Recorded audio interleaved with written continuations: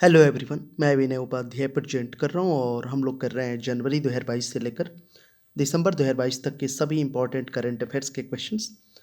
तो जितने भी इंपॉर्टेंट करंट अफेयर्स के क्वेश्चंस बनेंगे सभी को डिस्कस करेंगे। इस सीरीज का एक और ये बेहतरीन वीडियो है। इससे पहले ऑलरेडी मैंने 10 से 12 वीडियोज़ इस सीरीज के बना रखे हैं और सभी के सभी वीडियोज़ आपको करंट अफेयर्स के प्लेलिस्ट में मिल जाएगा। चलिए शुरू करते हैं। कोशिश करिएगा सभी प्रश्नों के लिए 4 ऑप्शंस रहेगा, फिर डिटेल में डिस्कस करेंगे और आखिरी में एक होमवर्क क्वेश्चन भी मैं आप लोगों से पूछूंगा। और अगर अभी तक आप टेलीग्राम ग्रुप से नहीं जुड़े हैं तो ज़रूर जुड़िए, उसका लिंक डिस्क्रिप्शन में है। वहाँ भी इसी तरह के मैं बहुत सारे क्विजेस और बहुत सारे स्टडी मटेरियल फ्री में ऐसे ही प्रोवाइड कराते रहता हूँ। चलिए let's start. Question number first आपके सामने है, आप पहले खुद से कोशिश करिए। दुनिया की पहली वैदिक घड़ी मध्य प्रदेश के किस शहर में स्थापित करने की आधारशिला रखी गई है? काफ़ी चर्चा में बना हुआ है ये। दुनिया की पहली वैदिक घड़ी मध्य प्रदेश के किस शहर में स्थापित करने की आधारशिला रखी गई है? इसका सही उत्तर होगा option number D, Ujjain. Madhya Pradesh के जो शिक्षा मंत्री हैं उनका नाम है मोहन यादव। उन्होंने उज्जैन में दुनिया की पहली वैदिक घड़ी की आधारशिला रखी। वैदिक घड़ी का निर्माण 300 साल पुरानी वेधशाला जीवाजी वेधशाला में शुरू हुआ है। कौन सा वेधशाला है? ऑब्जर्वेटरी बोलते हैं इसको, जीवाजी जीवाजी वेधशाला। इसी में जो है शुरू हुआ ये बनाना। जयपुर के महाराजा सवाई राजा जयसिंह ने वर्ष 1719 में 1719 ईस्वी में, अगर आपको याद होगा, तो जीवाजी वेधशाला का निर्माण कराया था। राज्य सरकार ने इस परियोजना के लिए 1.62 करोड़ रुपए का आवंटन किया। इसका उद्देश्य लोगों को वैदिक समय के कैलकुलेशन से परिचित कराना है। वैदिक घड़ी आप समझ रहे होंगे, अगर नहीं समझ रहे हैं तो आप समझिए। वैदिक घड़ी समय के वैदिक कैलकुलेशन पर आधारित होती है, जिसमें दिन के जो 24 घंटे उनको मुहूर्त में बांटा जाएगा। वैदिक घड़ी सूर्य की स्थिति के साथ तालमेल बिठाएगी। देश और दुनिया में अलग अलग जगहों पर अलग अलग समय पर सूर्योदय और सूर्यास्त में बदलाव को भी सिंक्रोनाइज किया जाएगा। मंत्री जी ने बताया कि वैदिक घड़ी के रीडिंग के लिए एक मोबाइल एप्लीकेशन होगा। एप्लीकेशन का उपयोग अपने स्मार्टफोन, कंप्यूटर, टेलीविज़न और अन्य उपकरणों पर किया जा सकेगा। एमपी की हम लोग बात कर रहे हैं तो राजधानी है भोपाल। राज्यपाल हैं यहाँ के मंगू भाई सी पटेल और मुख्यमंत्री शिवराज सिंह चौहान। और आप हमें कमेंट सेक्शन में बताना उज्जैन किस नदी के किनारे बसा हुआ है और उज्जैन क्यों फेमस है, आप कमेंट सेक्शन में बताइएगा। चलिए अगला क्वेश्चन है नेचर कम्युनिकेशंस में प्रकाशित research global mortality of snake bite envenoming between 1990 से 2019 के अनुसार भारत में प्रतिवर्ष सांप के काटने से कितने लोगों की मौत होती है? तो इसका सही उत्तर होगा ऑप्शन नंबर बी, 64,000 से अधिक, 64,000 से अधिक लोग की प्रतिवर्ष मृत्यु होती है भारत में सांप के काटने से। और सांप के काटने में भारत में अगर आप देखोगे ना तो सबसे ज़्यादा जो है ना अंधविश्वास, वो जो झाड़ फूक वाला जो सीन चलता है ना, बहुत खतरनाक होता है। और ख़तरनाक 2-3 ही स्नेक हैं हमारे इंडिया में। एक तो करैत है जो बहुत डेंजर होता है, एक कोबरा है, तो ये 2-3 सांप हैं ऐसे। एक और है तो जो मतलब कि पॉइजनस होते हैं। बाकी तो बहुत ही 90% से ज़्यादा ऐसे स्नेक है कि जो पॉइजन नहीं होता उनमें। तो नेचर कम्युनिकेशन में प्रकाशित ये रिसर्च है global mortality of snake bite envenoming between 1990 से 2019 के बीच के अनुसार भारत में प्रतिवर्ष सांप काटने वालों की संख्या कितनी बताई गई है? 64,000 से अधिक लोग मर जाते हैं सांप काटने से। इससे डेटा को, इस रिपोर्ट को और डिटेल में हम समझेंगे अगले प्रश्न में। नेचर कम्युनिकेशन में प्रकाशित एक research global mortality of snake bite envenoming between 1990 and 2019 के अनुसार दुनिया भर में प्रतिवर्ष सांप के काटने में से सबसे ज़्यादा मौतें किस देश में होती है? तो भारत में ही होती है। सबसे ज़्यादा मौत भारत में ही होती है। रिसर्च का नाम क्या है? Global mortality of snake bite envenoming between 1990 and 2019। ये रिसर्च बेसिकली 25 अक्टूबर 2022 को जो है एक जर्नल है नेचर कम्युनिकेशन में प्रकाशित हुआ। इस रिसर्च को 21 देशों ने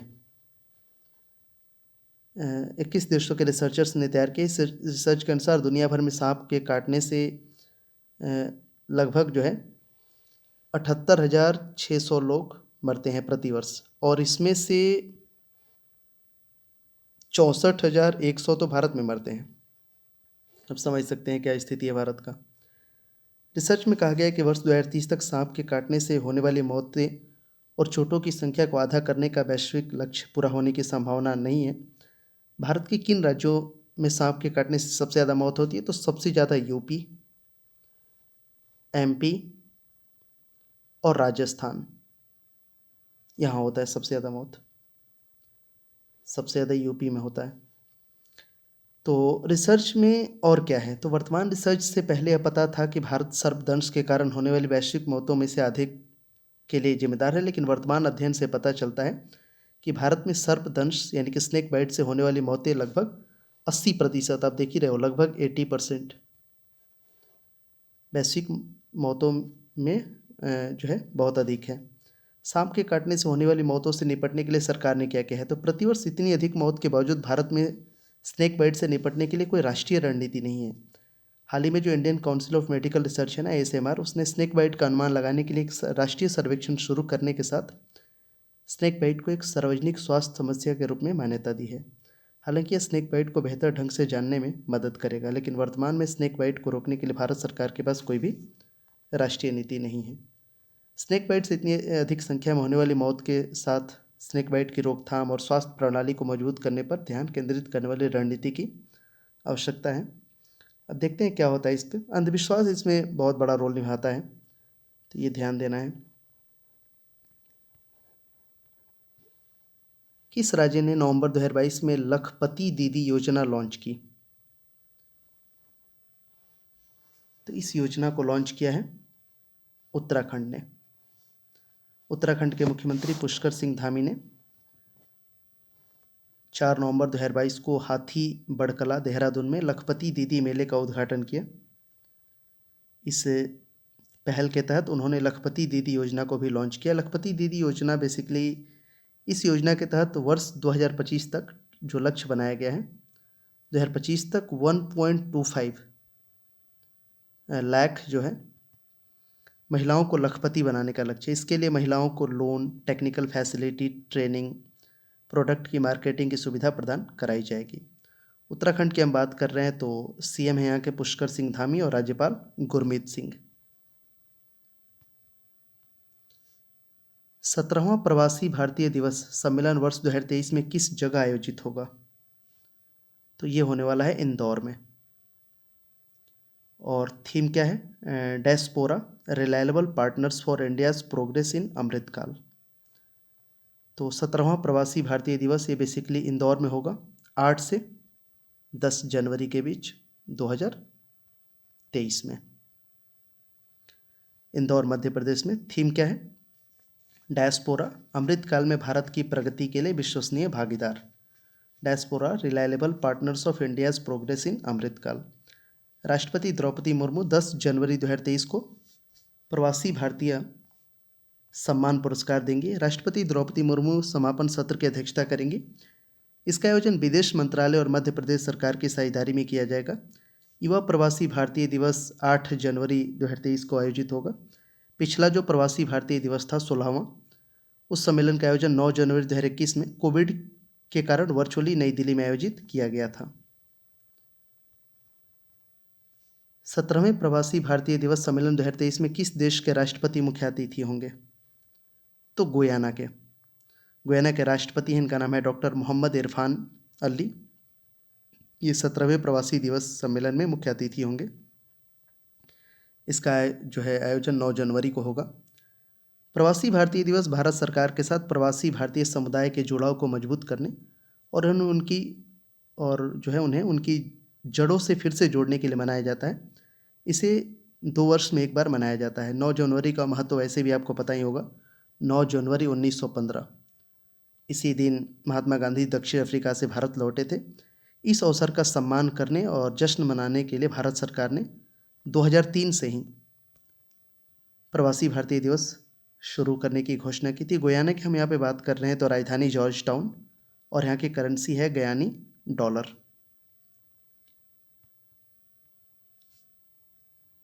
डीआरडीओ ने जहाज़ों, पनडुब्बियों और हेलीकॉप्टरों सहित विभिन्न प्लेटफॉर्मों पर सोनार सिस्टम के टेस्टिंग और इवैल्यूएशन करने के लिए किस फैसिलिटी को लॉन्च किया है?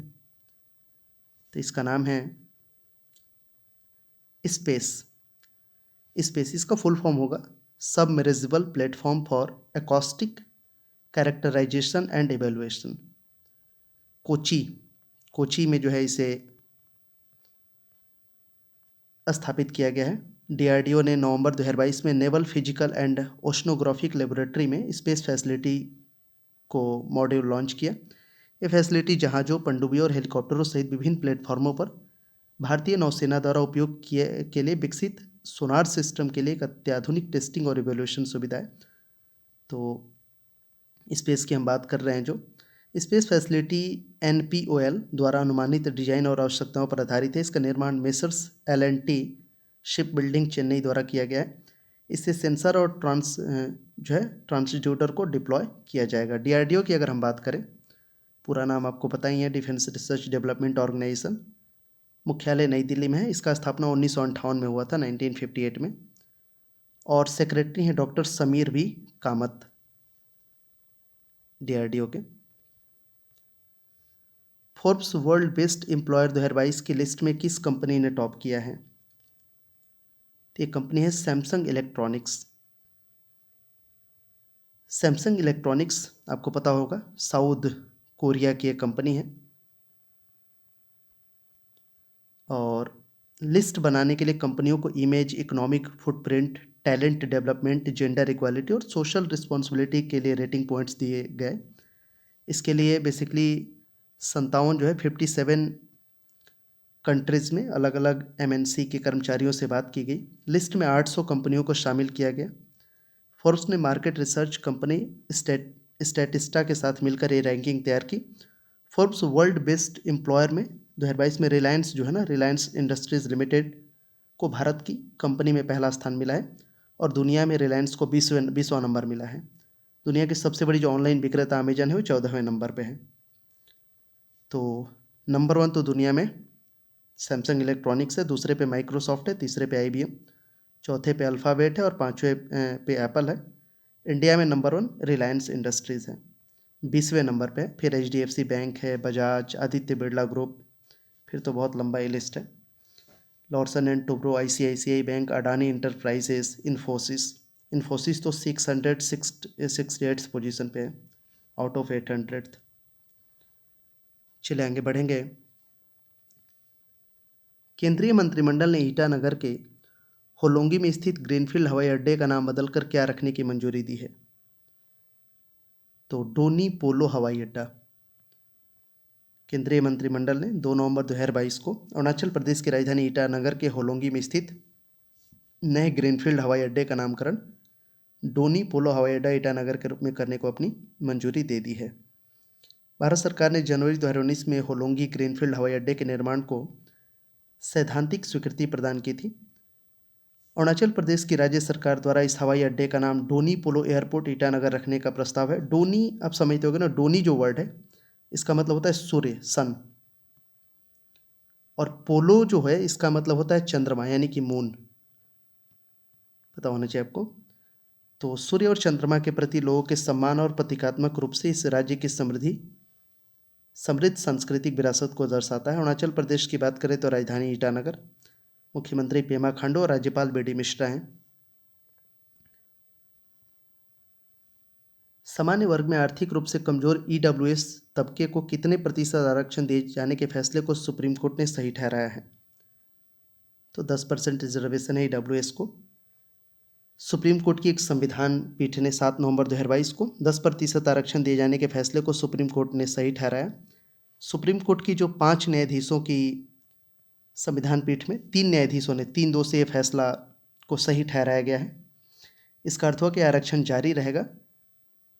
न्यायमूर्ति दिनेश महेश्वरी, न्यायमूर्ति बेला M त्रिवेदी और न्यायमूर्ति JB पारदीवाला ने आरक्षण के पक्ष में फैसला सुनाया, लेकिन मुख्य न्यायाधीश EU ललित और न्यायमूर्ति S रविंद्र भट्ट ने असहमति जताई।